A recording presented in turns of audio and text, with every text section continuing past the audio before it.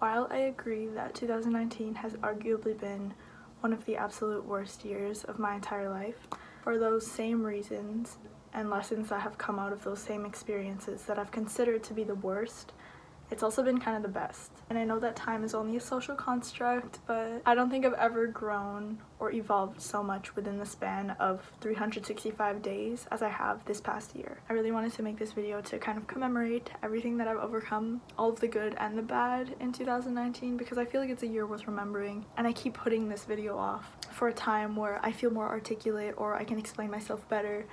Another lesson I've learned in 2019 is the best thing to do things is now and with urgency, and there's no better time than now. Any video I ever make will never be perfect. I will never be perfect as a person, and that is just part of being human.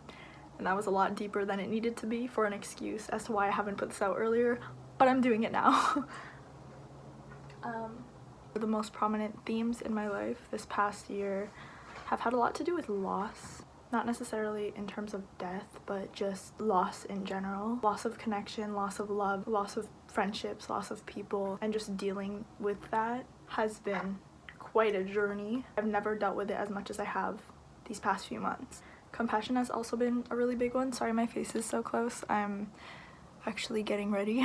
Not only compassion towards others, but especially compassion towards myself. I feel like relearning to accept myself and have compassion for myself has reinforced my ability to love others properly, and I feel that actively switching into that mindset was a big part of lifting me out of such a deep state of depression that I've been in for so long. And I know it's so much easier said than done to let yourself feel things. If you are feeling that right now and you're stuck in this sort of cycle where you are repeatedly giving up on yourself or feel like you're not worth it, I just want you to know there is purpose in what you're going through, even though it might not seem like it. And I know that's the last thing that you want to hear when you're in that state of mind, but you are worth giving another chance, and you're worth more than you feel like right now. You're worth more than your mistakes and anything that you might feel ashamed of or regret. You deserve giving yourself another chance at joy. Be gentle with your healing. Everybody goes through things and experiences things totally differently. It's okay to go at your own pace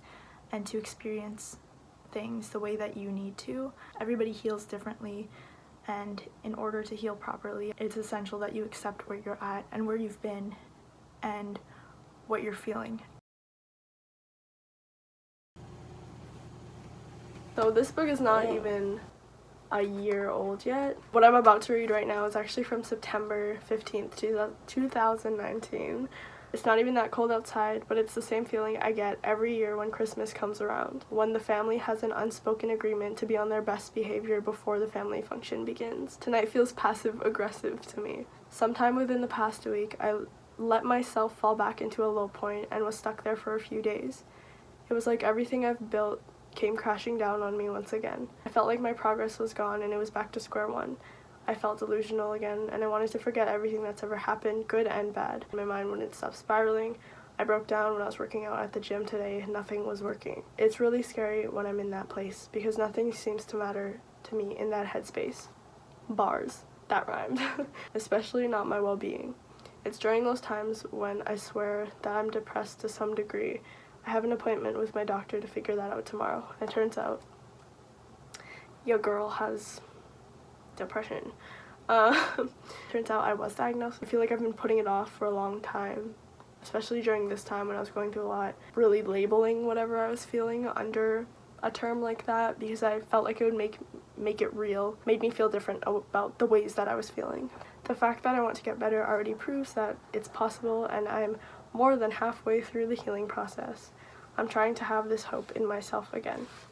I'm being more patient with myself. I'm learning to / creating a habit to approach my thoughts with curiosity rather than criticism, and I think it's drastically improving my mindset. Trying to train myself to think more and approach my thoughts more with curiosity rather than criticism has helped me a lot. It wasn't easy at first because any thought that was triggering that popped up into my head, I'd immediately want to attack it, and then I'd get mad at myself and upset, and all of these other emotions would come in.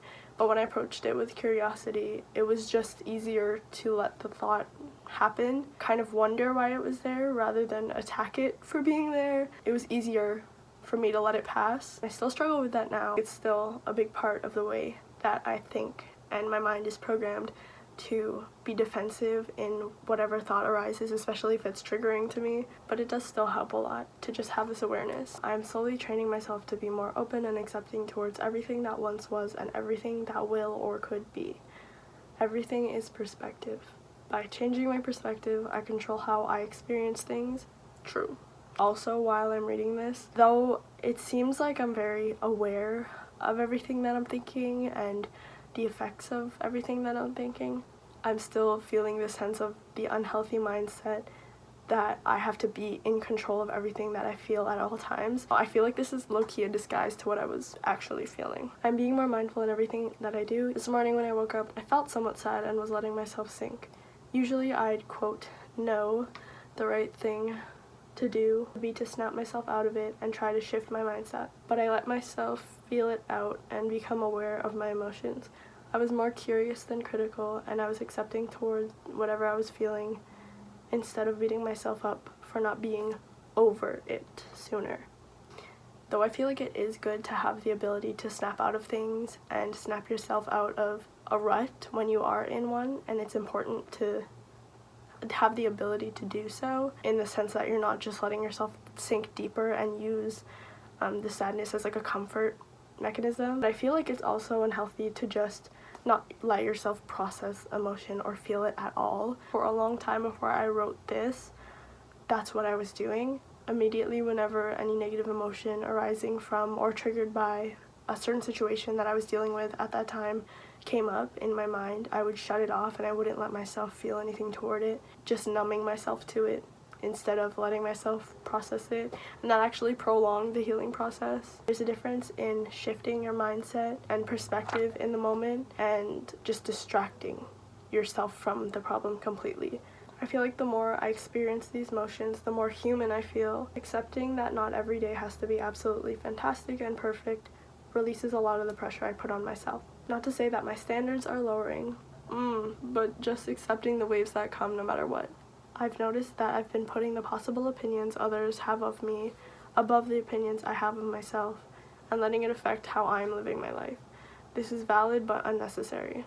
I'm starting to thoroughly understand and prioritize the way I feel about myself and worry less about what others think and how they feel about me. After all, it's all that I can control. Back to like perspective and all that. Worrying doesn't make sense. The anxiety and stress that I let it cause me is invalid. I know what I've done and I know what has to be done. Correct and continue. And what a selfish thought to think that other people are worried about my actions. For all I know, they're all worried about what others think of them. This is very true. Nobody has time to be caught up in someone else's thoughts. The world is too busy. Time is too valuable. I am too valuable. So you can see that I overthink. I was thinking about the validity in me valuing others' opinions and then how I was letting it affect my opinions about myself. And then there's this realization. There's a lot going on here. Okay, I'm editing right now. What I said reminds me of a tweet that I saw, and it said, "You're so busy doubting yourself while so many other people are intimidated by your potential." Mistakes, and then I cross that word out, and then I put experiences are how we learn and grow. Although this journey of self-love and growth and discovery feels lonely, something about it feels certain. Nobody's got me like I got me. And that's the end of that one.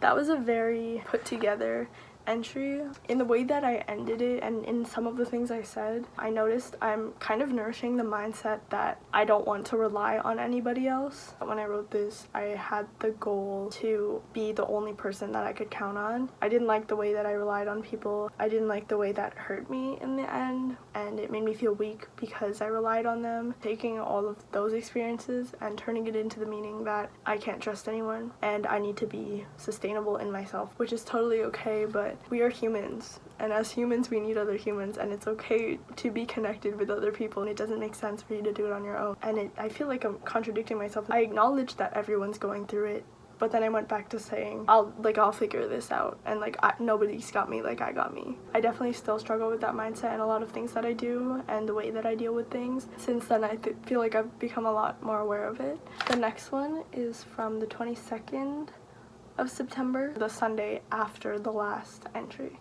I keep thinking about what life would be like for me if I didn't feel so constantly caught up in reflection and perception that I feel like I don't let myself experience things fully in the present moment anymore. That is, if ever. I don't remember living any different.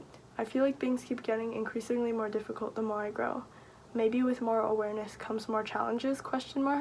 I want to stop this constant need of always trying to get to the bottom of things, because there are no answers to some things, and that's okay. Times like these when I think way too much and it's just I let myself spiral, I wish that I was ignorant. And then I put a quote, "There is no objective right and wrong, just choices and consequences." The road to self-discovery is said to be lonely, and I can say that that's 100% true. Nobody can learn and absorb things for me or overcome things on my behalf.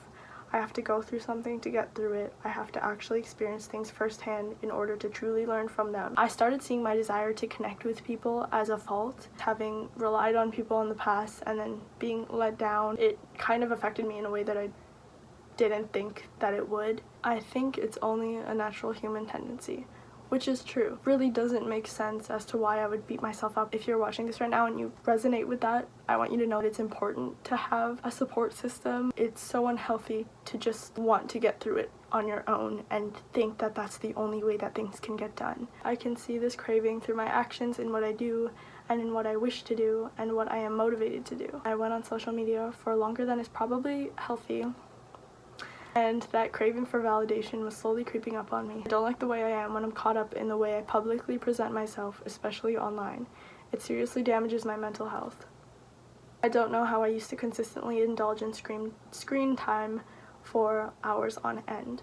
Since then, I only go on Instagram like once every 5 days. I say Instagram because, not to give it a bad name, don't want them to take down this video. I feel like Instagram is structured to nourish that exact mindset of seeing people as higher than you or lower than you and creating status via followers or likes. And I know that sounds so basic and like, okay, but like we're aware of that, blah blah blah. It affects your subconscious and the way that you see yourself and the way that you see others. I also feel resistant to this state because of how heavy it can feel. It feels like pressure to make sense of things. I'm always trying to figure out the appropriate things to feel. But I will be patient with myself, find joy in the small things, try to ease myself into a different headspace. Taking things at my own pace is the only thing I can do. A big benefit of having all of this sort of documentation of whatever I've gone through. It's a good reference, the fact that I might have already went through something once and I'm still going through it in other ways and it keeps showing up in my life. I'm reacting so differently and I already have the answers here. This is just a good reminder of that. September 30th, Monday. So the next week on Monday. I keep talking about how badly I want to create content instead of actually doing it. Damn, I just called myself out in my own writing. I need to stop worrying about making things perfect and just start somewhere. Me with this video right now. I keep thinking about the fact that if I wanted something bad enough, I would have already had it. While this is true in some aspects, to follow that put a lot of pressure on me and then ended up making me feel even worse about not already achieving my goals. A lot of the stuff in here resisted the healing process and was more about getting to the goal, which is also really unhealthy and overwhelming and a lot of pressure to put on someone. Next I wrote, I keep thinking about how self-care is the opposite of how I tend to deprive myself of the things I want, but convince myself I don't deserve. I deserve better than the way I've been treating myself lately. And then I put a quote. We teach people how to treat us by the way we treat ourselves. I feel like once I put my thoughts out on paper, I'm able to sort them better and kind of get a better perspective on what I'm really feeling. Kind of see outside of myself rather than just being all up in my head. There are so many wonderful people who love and support me and who make my life so much better. And when I complain, it feels unfair, like I'm neglecting these people. I also have the tendency in my writing to feel guilty about complaining in my writing in the first place, just because I'm like, there's so much good in my life, I don't have the right to complain. It is good sometimes to think that way, put things into a better light, but when I feel guilty about releasing my emotions for the sake of releasing them, that's really dangerous, and that can affect me in the same way that not letting it out affects me. I feel like I'm way too susceptible to absorbing the negative energies around me right now. Any hint of anything that isn't 100% positive has been kicking my ass. So clearly I was very on edge when I wrote this. I know I need to be patient with myself, but every second I spend on trying to be patient is another second wasted on not working on something else I'd been meaning to work on. It feels like a setback every time I allow myself to fall apart again. I was valuing productivity over the time that I needed to heal and process things, and I need to heal in order to be better and in order to kind of grow, and I really wasn't letting myself do that. I saw healing as a waste of time because it was taking too much of it. I think the thought of sitting still and wasting time is paralyzing to me, so when I do it, I get more anxious. I feel guilty for needing to be patient with myself in the first place, and then we're going back to everything all over again. I feel like the end of time is chasing me. There's so much pressure, and I feel alone. If my mind was once strong enough to lead me to believe that I was worthless and bring me to the point of wanting to end my life, then it's definitely powerful enough to achieve the opposite extreme and push me to the point of extreme happiness. Ever since I've realized that, I kind of valued the way I thought a lot more, just seeing how thoughts affect my life. I talk a lot in this video, so I just want to thank you for listening. I've been wanting to make one of these videos for a long time. I feel like not enough people know or are reminded enough that their vulnerability is not a weakness. In fact, I feel like it's a strength in itself. If you take away anything from this video, please let it be that it's important to feel things and express things in healthy ways. There will always be challenges in life, but I feel like the important part is how we learn to deal with them.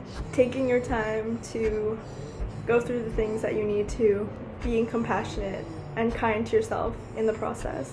Things are constantly changing. The only constant in life is change. If you can find comfort in that, then kudos. Thank you for watching. If you were able to resonate with my words in any way, I am happy. I've been journaling for a while, and what I read in this video is not even a quarter of the